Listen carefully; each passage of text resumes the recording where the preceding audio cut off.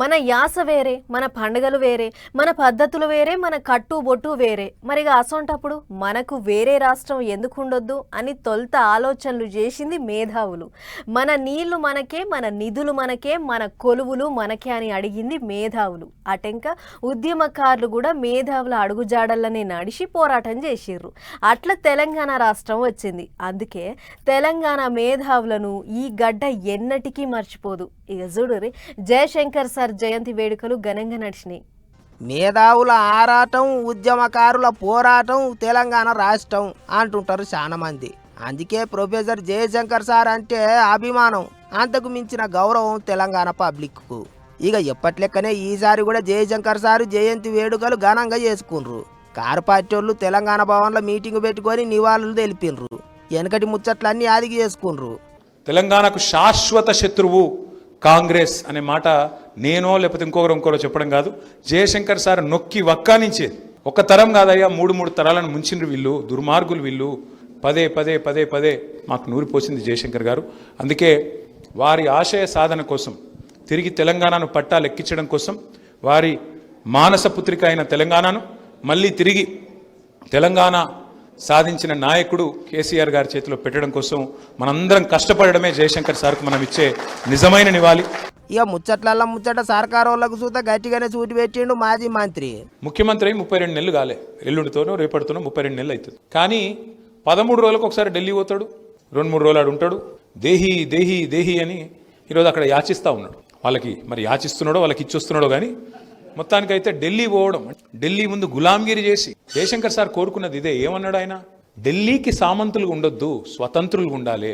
ఎన్నటికైనా స్వీయ రాజకీయ అస్తిత్వమే తెలంగాణకు శ్రీరామ రక్ష. తెలంగాణ కోసం ఒక స్వీయ రాజకీయ అస్తిత్వ పతాక ఉండాలి. తెలంగాణ భవన్లో గట్ట నడిచింది మీటింగు. అటు మాజీ సీఎం కేసీఆర్ సార్ చూత ఇంటర్నెట్ గుట్ల కామెంట్ రాసిండు. ఉద్యమం టైంలో ఇద్దరు ఎట్టెట్ట కలిసి పనిచేసిండ్రో, ఏ తీరుగా పబ్లిక్ నాటు నడిపించిండ్రో రాసుకొచ్చిండు. ఇంకో దిక్కు సరూర్ నగర్ స్టేడియంలో మీటింగ్ పెట్టిన కవితక్క ఏమన్నదో చూడండి. తెలంగాణ వచ్చినాక సామాజిక న్యాయం అనే బోనం అంతే పవిత్రంగా ఎత్తుకొని ఊరూరా తిరగాలని ప్రొఫెసర్ జయశంకర్ గారు అనేక పర్యాయాలు నాకు చెప్పిండ్రు. ఆయన చెప్తే ఆదేశంలాగా ఉండదు, ఆయన చెప్తే అమ్మ గోరుముద్దలు తినిపించినట్టు చెప్తాడు. అట్లా చెప్పిండు కాబట్టే ఆ సార్ అంటే నాకు అంత ప్రేమ. అందుకే నేను ఇవాళ మీ అందరినీ రిక్వెస్ట్ చేస్తా ఉన్నా, ఆ సార్ విగ్రహాన్ని ట్యాంక్ బండ్ మీద నిలబెట్టుకోవాలి. అక్క ముచ్చట అట్లుంటే ఇటు చెయ్యి పార్టీ వాళ్ళు చూత జయశంకర్ సార్కు ఘనమైన నివాళులే తెలిపిండ్రు. పండ్లే పని ఎగస్ పార్టీ వాళ్ళ మీద గట్టిగానే వేసిండ్రు బాణాలు. జయశంకర్ సార్ జయంతి రోజున కూడా కేటీఆర్ రాజకీయాలు మాట్లాడుతున్నాడు. అధికారంలో ఉన్నప్పుడు ప్రొఫెసర్ జయశంకర్ గారిని ఏనాడు పట్టించుకోలేదు. వరంగల్ జిల్లాలోని ఆత్మకూరు మండలం అక్కంపేట ప్రొఫెసర్ జయశంకర్ గారి స్వగ్రామం.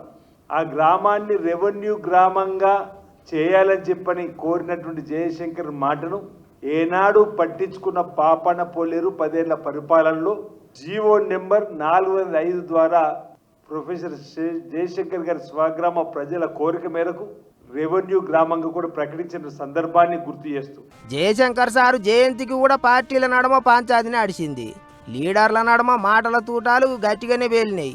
అయితే రాజకీయం ఎట్లున్నా ఏం నడిచినా ఆ పెద్ద మనిషి చెప్పిన మాట ఉద్యమకారుల పోరు బాట అంతా కలిసి తెలంగాణ రాష్ట్ర సాధన దిక్కు అడుగులు పడేటట్టు చేసినాయి. అందుకే పార్టీలు లీడర్లే కాదు, వాళ్ళందరికీ అతీతంగా జిల్లాల పోటీ సూత సారును యాదికి చేసుకుండ్రు జనాలు.